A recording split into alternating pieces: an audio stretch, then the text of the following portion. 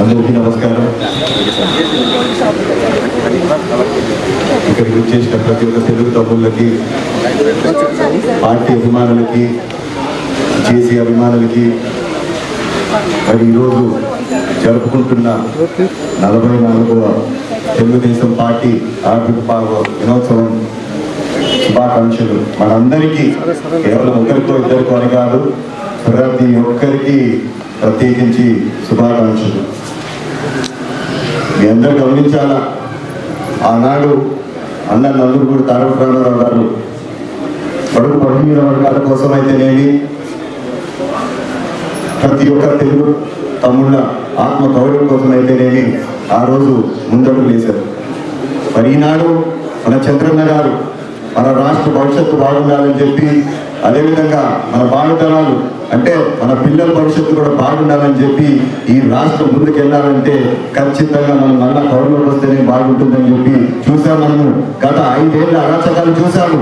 అవన్నీ చూశాక మాత్రం ఖచ్చితంగా తెలుగుదేశం పార్టీ మళ్ళా ప్రభుత్వంలో వస్తే తప్ప మారదని చెప్పి, మన భవిష్యత్తు బాగుండదని చెప్పి ప్రతి ఒక్కరూ గత 5 ఏళ్ళు కష్టపడి ఈ రోజు పార్టీని నిలబెట్టారు. నేను కోరే ఒకటే, మీ అందరి నుంచి,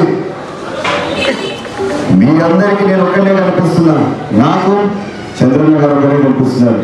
కానీ చంద్రన్న గారికి ఎంతమంది ఉన్నారు ఒక్కసారి ఆలోచించండి.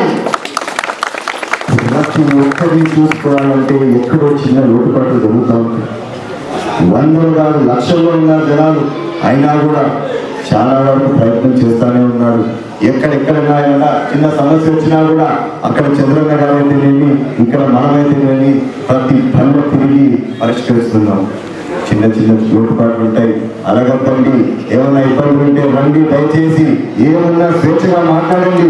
ఎందుకంటే ఏ రోజైనా కూడా నేను మీ అందరినీ ఒక కార్యకర్త గారు కానీ, ఒక ఏదో పనిచేసేటోళ్ళం కాదు, కానీ ఖచ్చితంగా మీ అందరినీ అన్నదమ్ముళ్ళు, అక్క చెల్లెలాగా, మా అమ్మలాగా పోలుస్తారు. కాబట్టి దయచేసి స్వేచ్ఛగా వచ్చి నాతో మాట్లాడండి. ఏ ఇబ్బంది ఉన్నా కూడా నాతో చెప్పుకోండి. అన్ని తీర్చలేకపోవచ్చు, ఖచ్చితంగా ఒకటన్నా అయితే సాల్వ్ అవుతుంది. 100 ఉండొచ్చు సమస్యలు, ఖచ్చితంగా ఒకటైనా తీర్చడానికి ప్రయత్నిస్తానని చెప్పి మరొకసారి మీ అందరూ తెలియజేస్తున్నాను. మరి ఈ అరాచక పాలన నుంచి దాదాపు 2 ఏళ్ళని మనం బయటపడి చూస్తున్నాం. ఇప్పుడే కేవలం సంక్షేమ పథకాలే కాదు, కానీ అభివృద్ధి కూడా జరుగుతుంది. మీరు చూస్తున్నారు, గమనిస్తున్నారు, కళ్ళకు కనిపిస్తారు. అది చాలా మంది ఏదో అంటున్నారు, రూపాయికి ఏది మనము భూములు ఇచ్చేది అని చెప్పేసి పెట్టుబడులు. అవునా? రూపాయి కాదు, ఫ్రీగా ఇస్తాము. ఎందుకు ఇస్తున్నాము? పెట్టుబడులు వస్తాయి. పెట్టుబడులు వచ్చినాయంటే ఏమవుతాయి?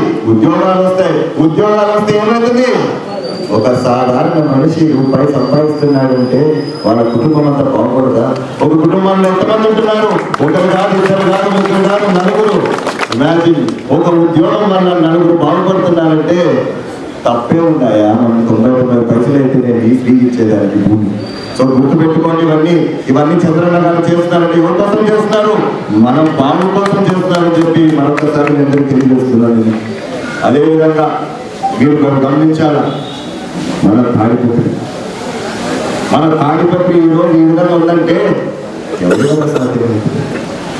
ఆ రోజు కానీ మన పెద్దలు జేసీ దివాకర్ రెడ్డి గారిని ఆలోచించకపోతే, ఆ రోజు కానీ మన కాలువలు అయితేనేమి, మన రోడ్లు అయితేనేమి ఎక్కడన్నా ఉన్నాయా? పనులన్నీ అభివృద్ధి చెందినాయంటే కేవలం పెద్ద జేసీ దివాకర్ రెడ్డి గారు కదా. ఆ రోజు ముందు కట్టారు. అందుకు ఈ రోజు నా నయంలో నీరు ఎక్కించగలనా? అదే ఆ రోజు ఆయన కట్టకపోతే ఏమైంది? అదేవిధంగా మీరు మున్సిపాలిటీ చూడండి. ఈ రోజు మున్సిపాలిటీ నెంబర్ 1 మున్సిపాలిటీ అంటే ఏం ఊరికే వచ్చిందా? మన పెద్దలు జేసీ ప్రభాకర్ రెడ్డి గారు కృషి చేస్తే చూపిండా. ఎక్కడన్నా సెంట్రలైజ్ ఆఫీస్ ఎక్కడన్నా ఉందా చెప్పండి? ఏసీ సెంట్రల్ ఆఫీస్ కౌన్సిలర్ కూర్చోవడానికి, అధికారులు కూర్చోవడానికి, పన్ను జరుపుకోవడానికి ఎక్కడన్నా ఉందా? ఒక్కసారి ఆలోచించి. ఈ రోజు మన రోడ్లు అయితేనేమి, అండర్ గ్రౌండ్ రేట్ అంత దూరం ఎందుకు? ఒకప్పుడు ఇవన్నీ మనకి రాజధాని కర్నూలు ఉందా? కర్నూలులో అండర్ గ్రౌండ్ డ్రైనేజ్ సిస్టమ్. ఈ రోజు ఇది అండర్ గ్రౌండ్ డ్రైనేజ్ సిస్టమ్ లేదు. ఈ రోజు ఇక్కడ అండర్ గ్రౌండ్ డ్రైనేజ్ సిస్టమ్ ఉందంటే ఏమో ప్రభాకర్ రెడ్డి గారు ముందు చూపుతూ ఆ రోజు తయారు చేశారు. మరి మరి ఏమైంది గత 5 ఏళ్ళు? ఏమైంది గత 5 ఏళ్ళు? అందుకే నేను మరొకసారి చెప్తున్నా మీ అందరికీ, మీరందరూ వీక్ అయ్యారంటే నేను వీక్ అయిపోయాను. నేను వీక్ అయ్యానంటే ఏమవుతుంది? అక్కడ చంద్రన్న గారు వీక్ అయిపోయారు. మరి మనం అందరం వీక్ అయ్యామంటే పార్టీ ఉంటుందా? ఉండదు. నేను కోరేది మీ అందరూ ఒకటే, చిన్న చిన్న మనస్పర్ధాలు ఉంటాయి, ఇంట్లో అన్న తమ్ముడికే ఉంటాయి, విభేదాలు ఉంటాయి, ఏం పర్లేదు. లాస్ట్కి మిమ్మల్ని అందరినీ, నేను నన్ను ఒక మనిషిగా చూస్తాను. మనకి వేరే ఏది వస్తే ఇక్కడ మనం అందరం కలిసి నడుద్దాము, కలిసి ముందుకు పోదాము. ఖచ్చితంగా పార్టీ ఉంటేనే మనమంతా ఉంటాం. గుర్తుపెట్టుకోండి, పార్టీ లేదే ఎవరు ఏది కాదు. పార్టీ మనకి స్థానం ఇస్తుంది కాబట్టి ఈరోజు మనము పని చేసుకోగలుగుతాం. చాలా మంది అనుకుంటారు, నాకు 10 ఓట్లు ఉన్నాయి, నాకు 20 ఓట్లు ఉన్నాయి, నేను అడుగుతాను, నేను అన్న దగ్గరికి పోను, నేను ఏ పని చేయను, ఇంట్లో కూర్చుంటాను అనేసి. నేనైనా ఆ పొగురు చూపించుకోకూడదు. నాకుందా 1 ఓటు? నాకు కూడా 1 ఓటు కూడా లేదు. నిజంగానే నాయన ఎప్పుడు అంటాడు, ఇంట్లో అమ్మా నాయన ఓటు వేస్తే కూడా సొంత భార్య ఓటు వస్తుందా లేదా కూడా అని చెప్పి గౌరవం చెప్తాను. నాకు ఈ మధ్య నిజమే అనిపిస్తుంది. ఎందుకంటే స్వేచ్ఛ పెరిగిపోయింది, అందరికీ ఇండివిజువాలిటీ పెరిగిపోయింది, ఎవరి పార్టీకి వాళ్ళు ఉంటున్నారు. దయచేసి నేను చెప్తున్నాను, ఈరోజు మీరు ఒకరిని నేనే గొప్ప, నేనే అంతా అనుకుంటే మాత్రం వర్కౌట్ కాదు. ఎప్పుడైనా పార్టీ సింబల్ మనకు ముందుండాలా, పార్టీ జెండా వివరమలాడాలా, పార్టీ ఎప్పుడు పైన ఉండాలా, ఆ పార్టీని మోస్తూనే ఉండాలా, జెండా మోస్తూనే మనం ముందుకు పోతాం. గుర్తు పెట్టుకోండి ప్రతి ఒక్కరిది. నాకు పొగరుండకూడదు, మీకు పొగరుండకూడదు, ఎవరికి ఎటువంటి పొగరు ఉండకూడదు. Party party party party agenda లేదే మనమంతా సున్నా. కష్టపడదాం. మనం ఎంతో చేసే పని ఉంది. ఇంకా ఇందాక పెద్దలు చేసి ప్రభావిటీ ఒకటే చెప్పారు, స్మార్ట్ సిటీ, స్మార్ట్ కిచెనే కాదు, స్మార్ట్ సిటీ చేస్తాం. ఎందుకు చేయలేం? ఇంత అభివృద్ధి చేసినప్పుడు, ఇంత కంప్యూటర్ యుగంలో, ఇంత స్పీడ్ యుగంలో ఎందుకు చేయలేం? ఏమంటే అడుగున డబ్బుతో కూడిన పని. అయినా ఏం భయం లేదు, ఇబ్బంది లేదు. ఎప్పుడన్నా విన్నారా ఒక మున్సిపాలిటీ బడ్జెట్ 150 కోట్లు అని చెప్పేసి? కానీ ఈసారి మున్సిపాలిటీ బడ్జెట్ 150 కోట్లు అని చెప్పి గర్వంగా చెప్పుకుంటా. మీకు తెలుసో తెలియదు, అసెంబ్లీలో మారి మోగిపోయింది. ఏందబ్బా 150 కోట్లు, ఏంది అసలు ఎక్కడి నుంచి వస్తుంది మీకు ఆదాయం అన్నారు. ఆదాయం ఏదో మేము ఏదో చేసుకుంటా పోతున్నాం, రూపాయి కూడా పెడుతున్నాం. కూడా పెట్టేదానికన్నా లాస్ట్కి డ్రైనేజ్ వాటర్ కూడా అమ్మి డబ్బు సంపాదిస్తున్నాము.